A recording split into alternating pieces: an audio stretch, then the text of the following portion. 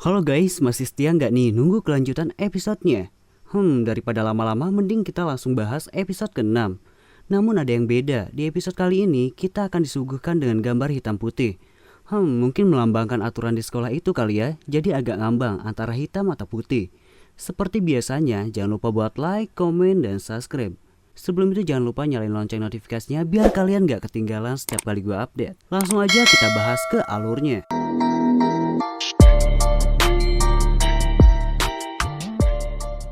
Cerita ini diawali dengan Nano masuk ke sekolah baru dengan nama sekolah Pantana Witaya. Di sini Nano memperkenalkan dirinya lagi. Kemudian dia disuruh duduk oleh guru B.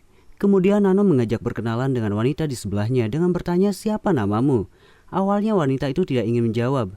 Tiba-tiba saja saat guru B menegur dan memberitahu Nano jika dirinya harus lebih giat belajar karena masuk di tengah-tengah semester.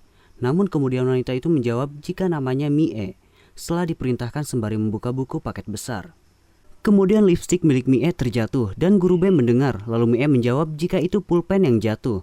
Lalu guru B memperingati Mie agar selalu berhati-hati karena takut mengalihkan teman-temannya yang lain di kelas. Di sini guru A datang ingin menggeledah semua tas para siswa. Namun Nano bersikeras jika itu adalah merupakan melanggar hak privasi para siswa dan berkata jika peraturan ini sudah ketinggalan zaman lagi. Kemudian guru A mendekati Nano dan mengeluarkan isi tasnya Nano. Kemudian setelah guru A pergi, di sini Nano sepertinya lebih menantang guru karena dia menggunakan lipstik di dalam kelas. Ya, Nano gadis yang suka tantangan. Di sini ini terlihat kepala sekolah sedang memberikan arahan mengenai peraturan. Dan Nano saat itu berada di kantin sekolah bersama Mie. Di sini Nano bertanya pada Mie apa aturan di sini harus begitu. Lalu Mie menjawab di sekolah ini aturannya sangat lebih parah. Dan Mie memperingati Nano agar bisa menjaga sikap karena mereka benci sikap siswa yang seperti Nano. Lalu Nano bertanya seperti dirinya. Kemudian Mie menjawab jika mereka benci siswa yang selalu ingin sok tahu. Lalu Mie memberitahu Nano apa dia melihat di kelas jika ada 2 bangku kosong di sana. Bangku itu milik New dan Yeli. Mereka berdua dihukum di ruangan pertobatan atau ruangan penyesalan. Mie bertanya jika mereka di sana sudah 2 hari. Kemudian datang guru A yang mencari Nano. Ternyata dia melihat Nano menggunakan lipstik dan memberitahu jika sekolah ini memiliki peraturan yang sangat ketat. Dan Nano pun mendapatkan hukuman dengan cara harus menghafal isi buku besar berhalaman 427 mengenai peraturan sekolah. Di lapangan, Nano menjadi pusat perhatian karena dia malah santuy membacanya dan sambil tertawa. Salah satu senior memberitahu guru A, namun di depan guru A, Nano membakar buku besar itu dengan mengatakan jika di buku itu tidak ada larangan untuk membakarnya. Lalu Nano pun dibawa ke ruangan pertobatan atau ruangan penyesalan. Di sana ada 2 orang yang dikurung bernama Yeli dan New. Awalnya New bersikeras jika aturan ini salah, namun Yeli menyuruhnya untuk mengakui jika dirinya salah, agar bisa keluar. Setelah mereka keluar, sekarang saatnya Nano dimasukkan ke dalam ruangan tersebut. Di dalam sana, Nano disuruh duduk dan mendengarkan sebuah peraturan melalui speaker. Dia hanya tertawa saja. Di ruangan, guru A sedang melihat lipstik, namun dikagetkan oleh kedua murid senior. Mereka memberitahu jika ada masalah. Keesokan paginya, semua keheranan bagaimana mungkin Nano bisa keluar dari ruangan itu. Dan Mie bertanya, bukannya kemarin dia itu dihukum? Lalu Yeli berkata jika New tidak masuk karena sakit. Sedangkan guru A dan B sedang bergumam tentang Nano yang mengatakan bagaimana dia bisa keluar dari sana. Di kelas, Nano mengatakan jika sebenarnya ruangan pertobatan itu tidak menakutkan apa yang dipikirkan. Bahkan Nano juga bilang kalau semuanya dihukum mereka bisa membuat pesta. Kemudian guru A bertanya pada guru B jika dia bukannya merokok. Lalu guru A memiliki rencana dengan cara mendekati Nano dan menyuruhnya untuk berdiri.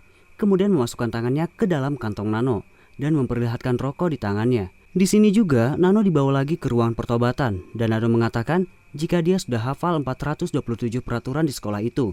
Namun guru menanyakan siapa dirinya. Namun Nano menjawab, aku Nano, murid baru di sini.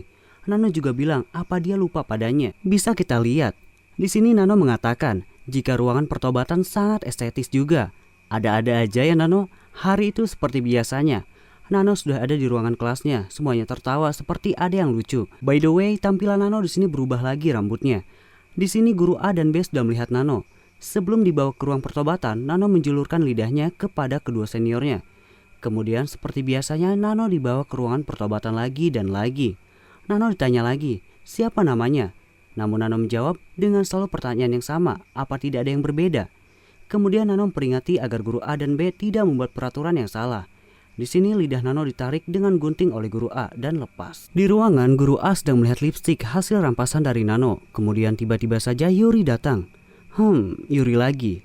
Di sini Yuri mengatakan jika ini merupakan hari pertamanya di mana ia ingin menyalonkan dirinya sebagai pengawas. Akhirnya guru A menerimanya sebagai pengawas karena di mana Yuri merupakan teman satu sekolahnya Nano. Jadi dia bisa mengawasinya dan tahu cara menanganinya. Di sini Yuri memberitahu guru A jika dia bergabung dengan obrolan grup dan dia menggunakan nama palsu, di mana grup itu merencanakan pesta bersama. Setelah laporan itu, semuanya siswa dikumpulkan dan dihukum. Dan guru A mengapresiasi Yuri dengan mengatakan jika kerjanya sangat bagus dan menyuruh Yuri beristirahat. Namun Yuri meminta berkas yang di tangan guru A untuk menyimpannya. Di ruangan, Yuri membongkar semua isi berkas di sana, seperti mencari sesuatu. Kemudian dia menemukannya. Di ruangan lain, Bapak Kepala Sekolah memperingati semua siswa yang berencana untuk melakukan kesalahan dan memaafkan mereka untuk tidak mengulangi lagi dan selalu untuk mematuhi peraturan sekolah. Di sana kemudian guru A berbisik kepada kepala sekolah. Di sebuah tangga, Nano dan Yuri bertemu. Lalu Nano mengatakan jika Yuri baik sekali. Namun seperti biasanya, Nano berkata jika Yuri juga bermuka dua. Kemudian mereka berdua pergi. Di sini Nano terlihat ingin membuang sebuah berkas, namun dipergoki oleh guru A. Berkas itu berisi aturan, tapi Nano hanya ingin membuktikan jika yang membuat aturannya malah dia yang melanggarnya. Di sini pun terjadi pertengkaran kecil antara Nano dan guru A. Namun di salah satu tembok, Yuri merekam aksi itu. Secara tiba-tiba, Yuri berada di antara perkelahian mereka berdua, lalu mendorong Nano hingga tertancap tiang bendera. Yuri masih terus merekam dengan mengancam jangan macam-macam dengan dirinya. Berkas itu pun berada di tangan Yuri. Yuri berkata, jika kemana uang anggaran itu semua, mengapa kalian yang membuat aturan malah korupsi? Kemudian Yuri melempar semua berkas itu ke bawah. Semua siswa tahu isi berkas itu. Kemudian video saat perkelahian Nano dan guru A disebar oleh Yuri.